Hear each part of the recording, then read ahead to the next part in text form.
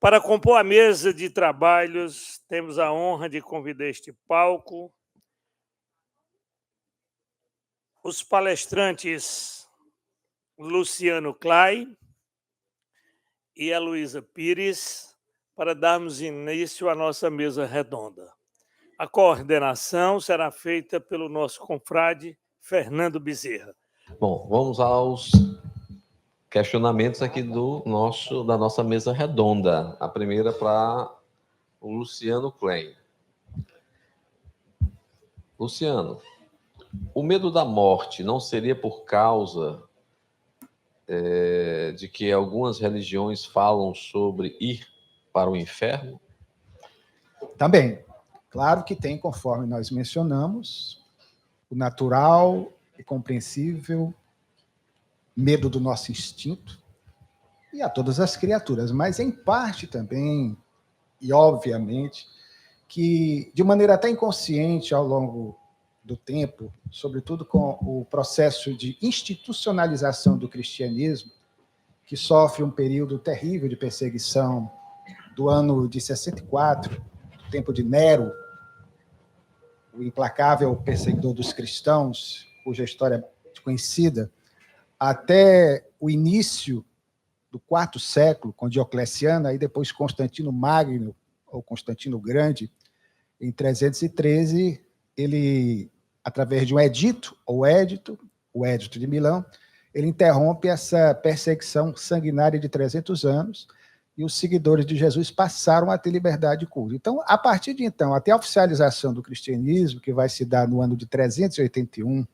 aí já com outro imperador, Teodósio, é que começam a ser inseridas dentro da proposta de institucionalização do novo credo, que vai se tornar a religião do futuro, que nós conhecemos, que vai ter uma grande hegemonia, sobretudo na Idade Média, várias ideias a respeito do que se sucede à alma na vida pós-mortem. Aí a ideia do céu, do inferno, de uma forma diferente, como o Espiritismo mais tarde vai nos apresentar, porque essas regiões, na perspectiva de então, eram zonas em que a alma permaneceria, não temporariamente, mas por toda a eternidade. De tal maneira, inclusive, por conta dessa angústia pelas quais as almas passavam, especialmente no inferno, que seria algo difícil de entender, diante da misericórdia infinita de Deus, como alguém poderia ser condenado por toda a eternidade? A eternidade é um tempo razoável para as pessoas se modificarem, se arrependerem, obviamente.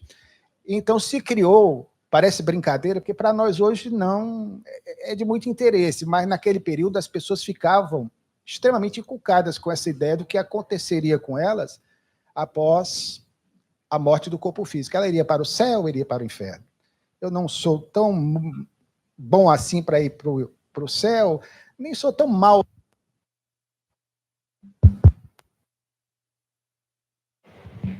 Esse aqui. Desencarnou.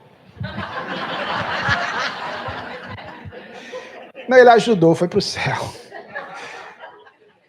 Então, não sei se eu sou tão mal que vá para o inferno, ou se também não sou tão bom, não mereço o céu. Então, eu sou meio morno. Para onde eu vou? Aí resolveram criar o purgatório, que é uma zona intermediária, que ainda hoje é aceita, faz parte dos cânones, dos dogmas da igreja, que prevaleceria no mundo cristão, à exceção de algumas correntes protestantes que não aceitam a criação do purgatório. Então, isso, evidentemente, que fez parte de um processo em que, se valendo da pedagogia do medo, as pessoas acabaram assimilando essas teses, o que dava, como dá a qualquer um de nós, se desde criança somos habituados a entender que, se não formos tão bonzinhos, vamos para o inferno, e ainda mais com aquelas figuras dantescas, que, aliás, vêm de Dante Alighieri, da Divina Comédia, que foram criadas, as assimilações culturais, a mescla da cultura pagã com a cultura bárbaro-germânica, a criação do demônio, palavra que originalmente não tinha o sentido que mais tarde, na versão latina, passou a ter, de demônio. A palavra original vem da Grécia Antiga, demônio, daimon, ou daimon, que era simplesmente um guia espiritual, um gênio, um ser espiritual, bom ou mal. Mas a ideia de demônio passou a ser como aquela entidade perversa, e a partir da qual se criou uma imagem, as asas de morcego, tiradas das arpias da velha cultura grega, os chifres, em grande parte também, do deus Pan da mitologia, aquele serzinho que hoje, até por conta da mitologia, é bastante resgatado, que tinha um chifrinho curtinho, cabelinho encaracolado, orelhas pontudas, metade do corpo para baixo de bode. Isso tudo fez parte do imaginário de então. Imagine você, criança, adolescente, dormir com aquilo. Você sonha e acorda com essas imagens na cabeça. Então, realmente, isso provocava um terror muito grande. As pessoas não tinham noção do que lhe sucederia. Já que eu vejo aqui, isso é uma homenagem a vocês, mulheres, uma presença feminina muito grande. Não sei se vocês sabem, mas até o Concílio de Massum, no ano de 591, vejam só que discussão importante os sábios da época tiveram. Os sábios, homens, evidentemente, filhos de chocadeiras, eles discutiram se vocês, mulheres, tinham ou não alma. É sério? Ou seja, até então vocês, mulheres, para eles eram desalmadas. Parece brincadeira. Então, decidiram que as mulheres passaram a ter direito, aspas, à alma. As mulheres, os africanos, os índios, durante muito tempo, não. Então, vocês vejam a mentalidade, então. Então, de fato, querido, perdão aqui pela prolixidade, mas aproveitando a deixa para fazermos esses enfoques históricos, isso realmente, até hoje, mesmo que nós não observemos, está incrustado no nosso psiquismo. Tanto é que muitas vezes você pergunta a algumas pessoas de outras denominações religiosas, aqui não é nenhuma crítica, como disse a professora Heloísa, isso é o ponto nevrálgico do espiritismo, que não veio para ser mais uma religião, mas oferecer às religiões o instrumental seguro, preciso, que nos liberta exatamente dessas amarras que nos prendem a um passado de superstições, de ignorância no sentido de falta de conhecimento. Então, até hoje, você, quando pergunta a alguém de que é que você tem medo, ele diz, eu só tenho medo de uma coisa, do castigo de Deus. Ou seja, é a ideia da pedagogia do medo, Deus para castigar, e o castigo de Deus vem em relação ao inferno. Porque, biblicamente falando, no mito da criação, qual foi o grande pecado também que o ser humano respondeu e teve que arcar? O pecado da morte, porque até então o ser humano era imortal, no entendimento, evidentemente, dessa metáfora, segundo alguns. Então, a partir de então, foi decretada a morte ao homem, que tem a ver com a reflexão que nós fizemos. Perfeito. Professora, por que, segundo os relatos do livro, mesmo espíritos bondosos podem passar por períodos de perturbação após a morte? E como isso se relaciona com o autoconhecimento incompleto durante a vida terrena? Porque precisamos aprender a não ter medo da morte. E tudo vai sendo uma deseducação através do tempo. Por exemplo, eu nunca tive medo de andar na rua. Agora eu tenho medo de andar na rua de São Paulo. Eu ia a pé até o o shopping do meu bairro, que exigia uns 2 quarteirões. Eu ia tranquila à noite. Agora eu não vou mais. Por quê? Porque acontecem coisas que até Deus duvida. Então, uma agressividade tão grande. E assim, às vezes, inclusive, pais que educam com tapa, que tratam mal. Antigamente era comum. Numa época, outro dia, o Bial. Alguém viu que o Bial chorou na televisão? Nunca pensei em ver isso. Por quê? Ele lembrou do pai dele, que nunca o estimulou, que nunca falou uma palavra que sabia que ele ia vencer. E não sei se foi truque, eu estou pesquisando, mas na hora ele chorou e correu lágrima. Agora, é claro, a cada encarnação, a nossa educação ou deseducação exercem influência. Se cresce ouvindo, ó, Deus castigue na mãe qualquer coisa, pá, grita. Eu lembro, e me faz bem até hoje, quando eu perguntei para o meu pai, pai, todo mundo aqui na vizinhança apanha, as meninas apanham. Por que, pai, você e a mãe nunca batem, nunca gritam, nunca beliscam? Meu pai, só ele. Porque, filhos, Deus escolheu as melhores crianças que existiam lá em cima para dar para filho meu. Até hoje, olha, até hoje isso me faz bem pensar. Lembrar que eu fui uma criança boa, uma criança normal. Mas lá em casa não era hábito bater. Agora, coitadinho do Bial, se é verdade que ele não teve esse estímulo, até hoje a criança ferida dele chora lá dentro às vezes. Então, nós temos que ter cuidado em não ferir as crianças, os adolescentes, os adultos. Eu já vi mãe gritando no shopping: você não presta, você só me dá dor de cabeça. Antigamente, eu mais moça ia discutir com a mãe, agora não. Minhas filhas falaram: mãe, você está idosa, te dá um soco, você fica doente. Aí eu não tenho essa coragem, mas eu oro, eu vou me afastar e vou orar. Peço para a espiritualidade iluminar aquela mãe que está, sei lá em que século, você sabe em que século está essa mãe de educar batendo pelo medo. É o mesmo medo que tínhamos da morte. Só o amor educa, tanto que Jesus olhou para nós e disse: sois Deus e sois luzes. Até hoje não somos, mas ele investiu sabendo que seremos um dia. Há que educar com amor.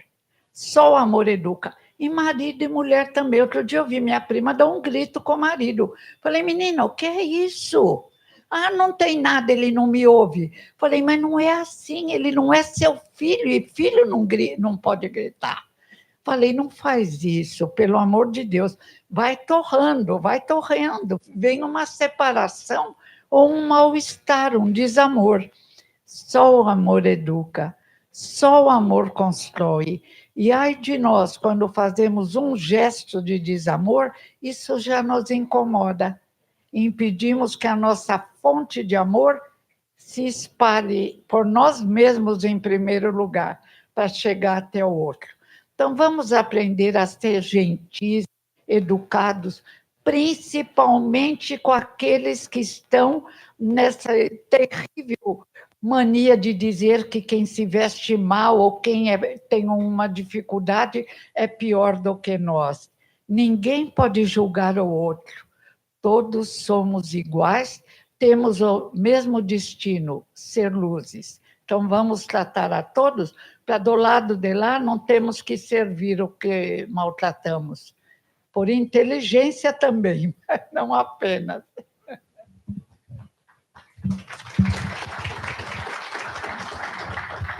Luciano, minha pergunta é a seguinte: eu não tenho medo de morrer, da morte em si, mas ficaria triste se morresse cedo, jovem como sou agora, mesmo sabendo que não tenho controle sobre todas as coisas. Seria esse sentimento o medo da morte? Todos nós, se formos fazer uma enquete aqui, não imaginamos que poderemos desencarnar daqui a 1 hora.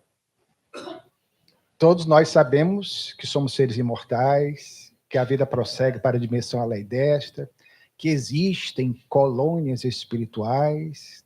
Nós muitas vezes fazemos seminários a respeito, mas mesmo assim, na hora de pensar nela, ninguém quer pensar. Então, isso é algo que faz parte ainda da nossa natureza, do nosso nível evolutivo. Claro, conforme mencionamos, à medida que nós nos conscientizamos da nossa indestrutibilidade do ponto de vista espiritual, de que somos seres imortais, esse medo vai aos poucos se arrefecendo. Claro que vamos sempre ter essa preocupação, porque existe esse apego que é compreensível, é natural. A gente pensa que o apego material é só em relação às cifras, aos tesouros que nós amealhamos. Não, não. Mas em relação aos nossos entes queridos. A grande preocupação de muitos de nós é em relação, por exemplo, àqueles com os quais nós convivemos, na condição de filhos, por exemplo. Então, muitos têm esse receio, mas não deixa de ser um apego, evidentemente, por conta do filho que vai ficar, da esposa, do pai que ainda depende de você. Então, isso naturalmente, repetimos, é compreensível, faz com que nós tenhamos essa apreensão. Claro que a fé cristã, na sua essência, nos propõe isso, tanto é que é impressionante, já que falamos desse período em que os seguidores de Jesus, naquela fase heróica da implantação da Boa Nova, acicatados pela dor. Imagine vocês, eu não sei se alguém aqui já ouviu Hoje está difícil, porque os circos não trazem mais animais, como eu acompanhei na minha infância, na época do Paul, eu era pequenininho, mas eu tinha aquele circo, Fernando se lembra, o Aldo Ida, e para eu não ficar só nessa, alguns também, vinha aqui a cidade, o circo do Orlando Fay. Aí tinha os leões. Eu não sei se alguém aqui já ouviu um rugido de leão. Dá para você ouvir a quilômetros. Você se arrepia do dedão do pé até o último fio da cabeça. É estarrecedor. Imagine você numa arena, num circo romano. Esses animais que ficavam de 2 a 3 semanas sem se alimentarem. Rugiam ali, aquele magote, aquele grupo de pessoas, homens, mulheres, crianças, no total de 15 por vezes, os cristãos primitivos que iriam ser ali submetidos a esse holocausto hediondo, na iminência da morte, eles, claro que receavam. Alguns até, não foram todos que tiveram essa coragem. Houve caso de cristão que deixou de ser cristão, que fugiu, que quis correr, que abjurou. Também não é tudo como os filmes registram, mas a grande maioria demonstrava uma fé inabalável na imortalidade da alma.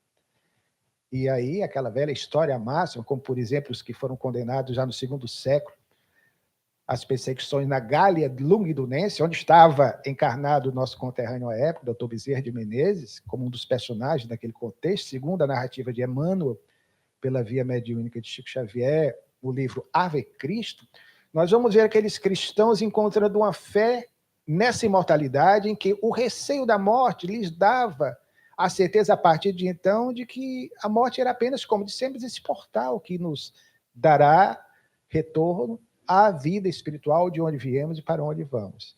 E aí eles enfrentavam isso com serenidade. Mas todos nós temos esse receio. Se eu desse um grito aqui que o teto está caindo, talvez só o Fernando ficasse, né? Mas eu seria o primeiro a correr. Eu brinco sempre, já falei isso em outra oportunidade, meu pai tinha um primo, continua tendo, só que os dois já se transferiram para lá de lá, porque ninguém é de ninguém. Ah, eu perdi meu filho, perdi meu marido. Não, ninguém perde ninguém, porque se somos de alguém, aspas, alguém, somos de Deus, filhos do amor de Deus. E o fato é que nós tínhamos esse parente na terra, José Ramos, vou até dizer o nome dele, não deixou filhos, por isso que eu cito aqui, não tem perigo de algum filho ficar chateado comigo. E era ele que vivia em função de 2 irmãs. E eles, por tradição católica, tiravam o terço. Ele tinha tanto pavor à morte, tanto pavor, isso era sério mesmo, que ele estava incutido na cabeça dele, que na hora de tirar o terço, faz parte da tradição da nossa irmã Igreja Católica, quando chegava na hora da Ave Maria, na parte final, ele simplesmente dizia: Ave Maria, cheia de graça, bendita seja, Maria, rogai por nós pecadores, agora e na hora da nossa, amém. Ele não dizia a palavra morte.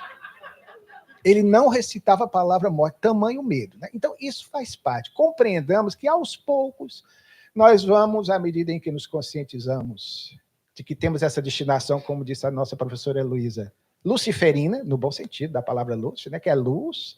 Aliás, meu nome vem também daí, né, de luz, de Lucas, de Lucano. Então, quando nós nos conscientizarmos de que somos destinados à luz, ao amor, à eternidade, aos poucos esse medo vai se arrefecendo.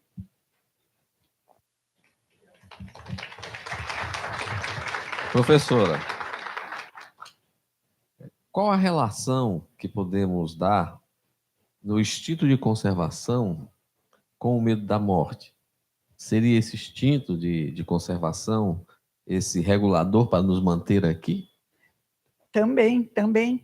E é interessante, nós, quando perdemos um celular, um computador, nós choramos, nós nos preocupamos. Existe também esse medo da perda, esse medo do prejuízo. Estamos acostumados na Terra há séculos.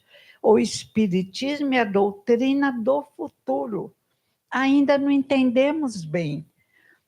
Faz algo, nós não temos uma capacidade ainda intensa de abstração. Entre os selvagens, éramos mais fechados ainda.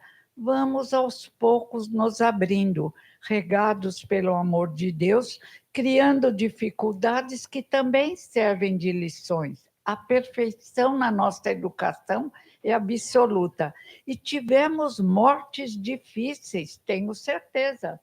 Então, a gente vai ficando como uma criança que perde sempre uma boneca, ou um menino, um carrinho, fica com medo de perder, medo da morte, medo de ficar sem a família. É necessário um trabalho de abstração, de desenvolvimento mental. O velório de meu pai, ele exigiu, ele deixou uma poesia: não quero choro nem vela. E minha mãe ficou de aguarda, se amavam muito minha mãe, e ela dizia assim, entraram nós, o meu irmão sorria tanto que minha tia ficou brava, falou, você nem é herdeiro, não tem nada para herdar e está rindo à toa. Nós ficamos tranquilos devido à educação dele e da mãe, a mãe ali de guarda. Chegavam os discípulos dele que perseguiam o pai ouvindo palestra, minha mãe, para já. Quem quiser chorar, vá para casa, porque vocês não vão envergonhar o professor, que foi magnífico. Chegou 2 anos depois, o outro velório da minha tia Lourdes, que tomava conta do centro, que fazia prece, um amor de criatura, não casou, amorosa, incrível. Chegavam, olhavam para nós e paravam. Minha mãe não estava ali, mas estava em algum lugar da sala ou do lado de lá enviando. O que dirigia o velório ficou encantado. Acho que ele era materialista. Ele veio agradecer que não teve que dar água, remédio para ninguém. Fizemos a prece, lembrávamos da alegria, ela fundou um orfanato pequeno dentro do centro, ela era séria, mas as coisas que ela fazia eram diferentes. Rimos o tempo todo. O homem ia toda hora falar, eu nunca vi um velório desse jeito. Eu falei, e não deixou herança material. Então, tudo é um hábito, uma dilatação do modo de pensar, uma aceitação da vida como ela é. Tem gente que chora porque vai envelhecendo, não se conforma. Tem artista que vai se deformando para o corpo que ele julga que é a primeira e única coisa que ele tem nessa vida, não se decomponha, e é perder tempo. E os erros que nós cometemos e criamos para nós mesmos o umbral. Ou criações, estávamos ligados a espíritos piores que judiavam de nós, que eram os poderosos. Essas são marcas de um passado que temos que acabar. Vamos nos conscientizar. Deus nos ama tanto, tanto, tanto. Se Ele quisesse educar pelo medo, ele fazia num minuto. Ele quer que nos construamos. E isso é maravilhoso. Não somos robôs japoneses ou brasileiros. Dá uma corda, sai andando. Estamos nos construindo. Felizmente, vamos nos construir sem medo da morte. A morte, doutora Elizabeth Kubler-Ross, materialista, médica formada na Suíça, casou com um americano, foi para os Estados Unidos, fez psiquiatria. Aí ela viu que quem estava em quase morte era abandonado num quarto no Hospital Municipal de Nova York. E ela disse, ela era materialista, mas tinha bom coração. Eu vou tomar conta desses que não tem ninguém. E exigiu que tratassem como se eles não fossem morrer, continuassem vivos, com remédio, com atendimento. Você viu a história dela? Linda, né? Elizabeth Ross. Maravilhosa. E eles viviam, e às vezes se deslocava, e ele ia lá com o caderninho. O que você viu quando se deslocou? Onde você estava? E eles contavam que, mesmo ainda no corpo físico, eles visitavam outros lugares. E aí ela ficou curiosa para descobrir onde eles iam. Foi numa sessão de materialização e viu, nos Estados Unidos, o espiritismo americano, que deixa cobrar, mas é muito bom também. E viu que eles se comunicavam materializados, que realmente a morte não existia. Escreve vários livros, entre os quais um lindo, A Morte, Apenas um Amanhecer. Mas nós temos que nos conscientizar disso. Nós vivemos e morremos muito mal. Agora estamos melhores, a cada dia melhorando. aqui. Mas ninguém vai se matar, hein? Pelo amor de Deus.